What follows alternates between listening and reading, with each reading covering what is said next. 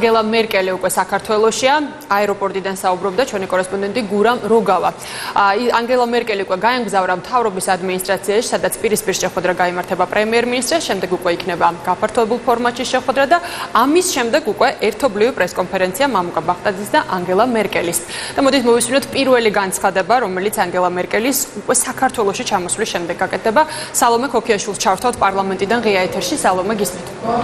დიახ, ბუნებრივია, განსაკუთრებული მოლოდინი არის ამ ვიზიტის გამომდინარე იქიდან, რომ ანგელა მერკელი არის ერთ-ერთი ყველაზე გავლენიანი პოლიტიკოსი დღეს შეიძლება ითქვას მსოფლიო პოლიტიკურ ასპარეზზე. ძნელი სათქმელია და ძნელი პროგნოზირებადი ალბათ თავად რას იტყვის გერმანიის კანცლერი, თუმცა უკვე ცნობილი არის საკითხთა ჩამონათვალი დღის წესრიგი მისი შეხვედრებისა და მისი აჯენდისა. ჩვენ შეგვიძლია ახლა გავესაუბროთ უმრავლესობის ერთ-ერთ წევს, ბატონ დიმიტრი ცკიტიშვილს, რომელიც არის ჩვენი სტუმარი. ბატონ დიმიტრი, ჩვენთვის ცნობილი არის, რომ პრინციპში 10 წლიანი პაუზის შემდგომ გერმანიის კანცლერი პირველად ჩამოდის საქართველოში. ეს არის ასე ვთქვათ ორდღიანი ვიზიტი და ძალიან საინტერესოა ამავდროულად ის ფაქტიც, რომ საქართველოში ჩამოსვლამდე მას 5 დღე ადრე ჰქონდა შეხვედრა ვლადიმერ პუტინთან.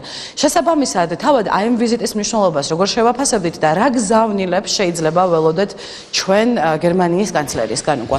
პირველი იმით დავიწყოთ, რომ პაუზა ნამდვილად არ იყო. მე ვიტყოდი, რომ საკმაოდ ინტენსიური იყო ბოლო წლების განმავლობაში საქართველოს-გერმანიის ურთიერთობები. აქ იყო ძალიან ბევრი საპარლამენტო ვიზიტები, იყო ჩვენი ხელისუფლების წარმომადგენლების ვიზიტები გერმანიაში და რა თქმა უნდა ძალიან მნიშვნელოვანია დღეს, რომ ეს გარკვეულად გვირგვინდება, ეს ციკლი ურთიერთობების გვირგვინდება კანცლერის ვიზიტით, რომელიც თავისთავად ძალიან განსაკუთრებული მნიშვნელობას იძენს, მაშინ როდესაც აგვისტოს მოვლენებთან დაკავშირებით არის 10 წლის თავთან საქართველოს ტერიტორიების ოკუპაციის და ბუნებრივია ხაზგასასმელი ეს კონკრეტული მომენტიც ამ ვიზიტის. თუმცა ჩვენ ვფიქრობთ, რომ საუბარი იქნება შეეხება ყველა მნიშვნელოვან საკითხს, ეს იქნება პოლიტიკური საკითხები, საგარეო პოლიტიკის საკითხები, ნატოში და ევროკავშირში ინტეგრაციის საკითხები, სადაც გერმანიას ბუნებრივია გადამწყვეტი როლი შეუძლია შეასრულოს როგორც ერთ-ერთ წამყვანმა ევროპულმა სახელმწიფომ და მსოფლიოში ერთ-ერთმა გავლენიანმა სახელმწიფომ და ასევე ჩვენ ძალიან დიდი მოლოდინები გვაქვს, რომ ეკონომიკური თანამშრომლობის კუთხით იქნება სერიოზული საუბრები, ინფრასტრუქტურული განვითარების იქნება მხარდაჭერა სხვადასხვა პროექტებში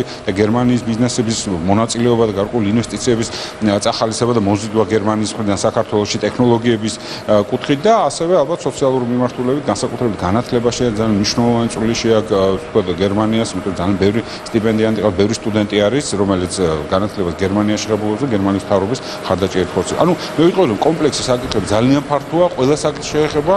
ბუნებრივია ის შეხვედრა, რომელიც ცოტა ხნის წინ შედგა რუსეთის პრეზიდენტთან, აქაც ძალიან ჩვენი ინფორმაციით იგი იყო კონკრეტულად საუბარი საქართველოს საკითხებზეც და უკვე კონკრეტულ გზავნილებს, კონკრეტულ საკითხებზე გახმოვანებას და პოზიციებს უკვე უნდა ველოდოთ ჩვენ პრესკონფერენცია, რომელსაც ჩვენც დიდი ინტერესით ველოდებთ. დეოკუპაციის თვალსაზრისით ჩვენ რა მოლოდინები შეიძლება გქონდეს? ბატონო, თქვენი ოპონენტები ხშირად ამბობენ იმას, რომ იგივე გერმანია საქართველოს დისკუსიის დღის წესრიგში იმდენად აქტუალურად საქართველოს საკითხი არ დგას. ჩვენ ამ ეტაპზე ვხედავთ, რომ პრინციპში რუსეთი თავის აგრესიულ პოლიტიკას აგრძელებს ოკუპირებულ ტერიტორიებზე.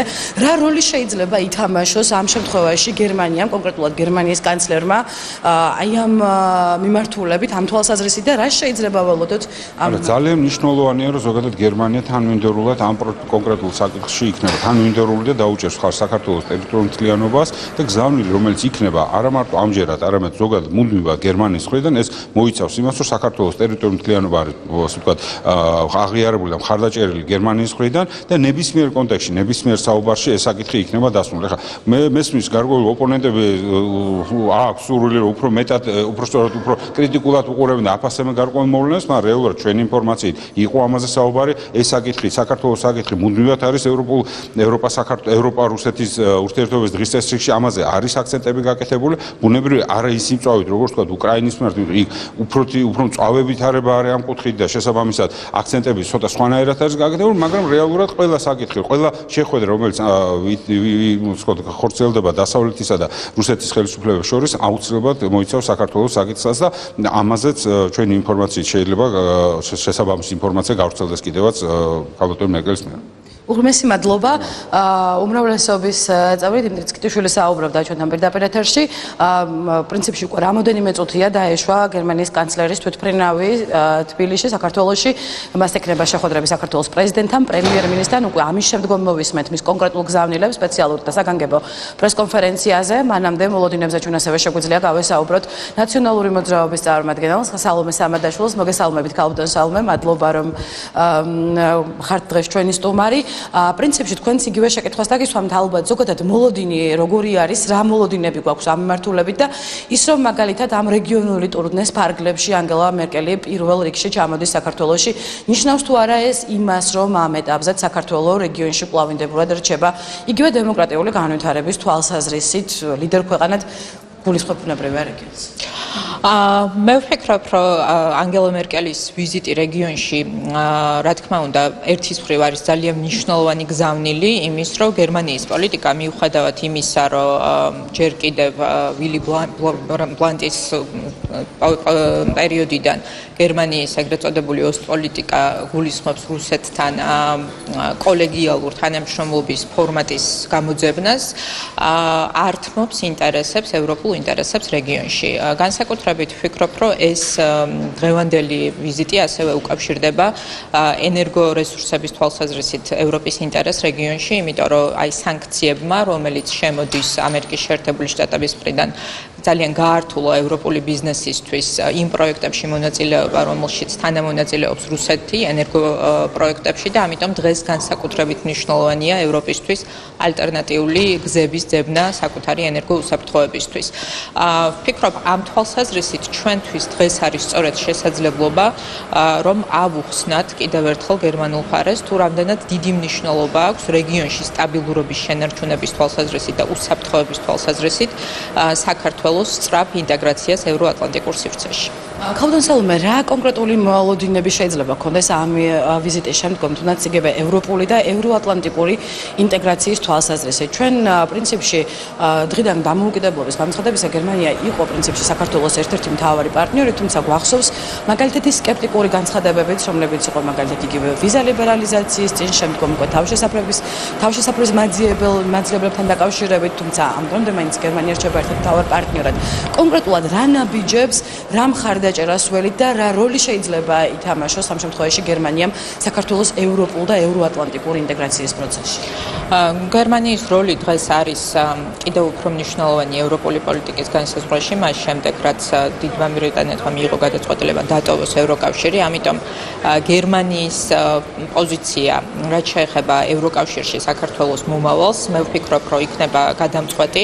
ამ ვიზიტიდან რეალისტური მოლოდინი, რაც შეიძლება ჩვენ გქონდეს, არის ის, რომ გერმანიის კანცლერმა დააფიქსიროს, რომ ევროპის კარი რჩება ღია საქართველოსთვის და როდესაც ამისთვის ქვეყანა მზად იქნება, ქვეყანა შეუძლია უკვე ასე ვთქვათ, გქონდეს პრეტენზია ევროკავშირის სრულუფლებიანი წევრი გახდეს.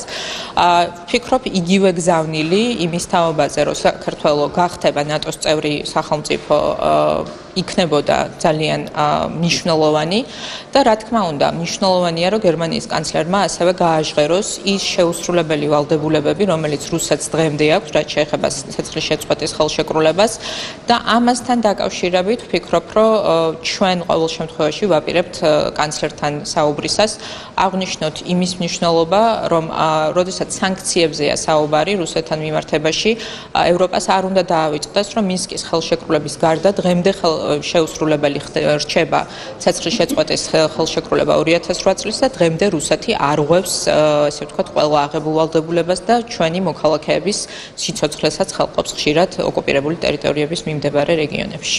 უღმესი მადლობა ნაციონალური მოძრაობის წევრი სალომე სამადაშვილი საუბრობდა მოამბის პირდაპირ ეთერში. შეგახსენებთ რომ უკვე მას შემდეგ რაც ანგელა მერკელს ექნება შეხვედრა საქართველოს პრემიერ-მინისტრთან მთავრობის კანცელარიაში გაკეთდება განცხადებები. ჩვენ სწორედ ამ დროისთვის ველოდებით გერმანიის კანცლერის გზავნილების მოსმენას. ბუნებრივია ამის თითოეულ სიტყვას ამ შემთხვევაში ექნება ძალიან დიდი მნიშვნელობა გზავნილების თვალსაზრისით, ვინაიდან დღემდე ის ითვლება ერთ-ერთ ყველაზე გავლენიან პოლიტიკოსად მსოფლიო ასპარეზზე და წამყვან მოთამაშედ. განსაკუთრებული ინტერესით ბუნებრივია საქართველოს ელის სწორედ გზავნილებს მისი ოკუპირებულ ტერიტორიებთან დაკავშირებით, რუსეთის აგრესიულ პოლიტიკასთან დაკავშირებით და ასევე გზავნილებს, რომელსაც სავარაუდოდ გააჟღერებს გერმანიის კანცლერი ქვეყნის ევროპული და ევროატლანტიკური ინტეგრაციის გზაზე. Adloba Salome ქოქიაშვილი საუბრობდა პარლამენტიდან ღია ეთერში, მან დეპუტატების მოლოდინები გაგვაცნო, რომელიც გაკეთდა პირდაპირ ეთერში.